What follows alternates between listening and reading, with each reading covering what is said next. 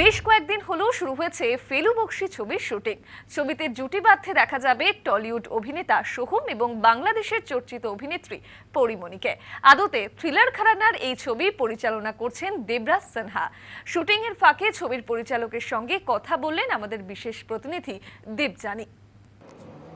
কলকাতায় শুরু হয়েছে ফেলু বকশী ছবির শুটিং। এই ফেলু বকশী নামটা মানেই আমাদের অনেক কিছু ভাবনা চিন্তা চলে আসে। আর এই ফেলু বকশী মানে এই নামটার সঙ্গে বোঝাই যাচ্ছে ছবিটার মধ্যে একটা রহস্য লুকিয়ে আছে। তাই কি রহস্য আর কি নিয়ে চলছে ছবির শুটিং, এই সব কিছুই জানবো পরিচালক দেবরাজ সিনহার কাছ থেকে।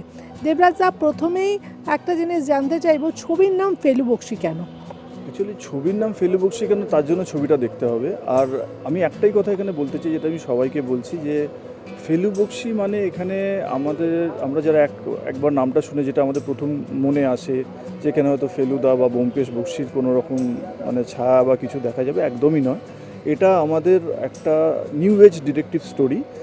ঘটনাচক্রে তার নাম হয় ফেলু বকশী। এবার নাম তো অনেকের অনেক রকম হতে পারে, তো তার নামটা ফেলু বকশী, কিন্তু সম্পূর্ণ একটা আলাদা ঘটনা, আলাদা এখনকার দিনের এটা একটা ছবি। আর যেটা সোহম করছে আর কি, ফেলু বকশীর চরিত্রটা, তো সেই জায়গাটা একদম সোহমের একটা অন্য ধরনের ডিটেকটিভ চরিত্র। হ্যাঁ, একটা ডিটেকটিভ চরিত্র, এবং ওকে একটা নতুন রূপে লোকে দর্শক দেখতে পাবে। এতদিন ও যেই রকম অভিনয় বা যে মানে অভিনয় তো বহু বছর ধরে করছে, কিন্তু যেই চরিত্র লিখেছে সেই চরিত্র থেকে সম্পূর্ণ বেরিয়ে এসে একটা আলাদা চরিত্র। আর সেখানে শুধু তো সোহম একা নয়, আমরা এই প্রথম বাংলাদেশের পরিমণি, সে আর কি টলিউডে পা রেখেছে এই ছবির মধ্যে দিয়ে।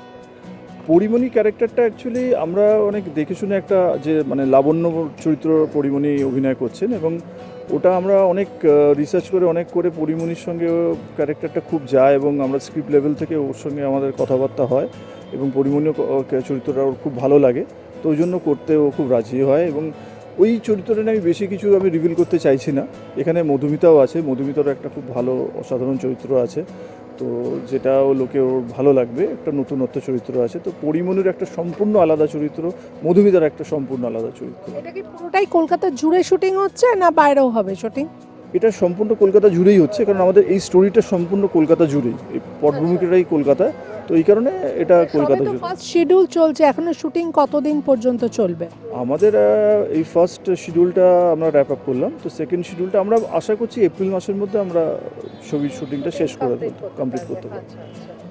মানে এটা তার মানে আমরা একটা থ্রিলার ধর্মী ছবি বলতে পারি।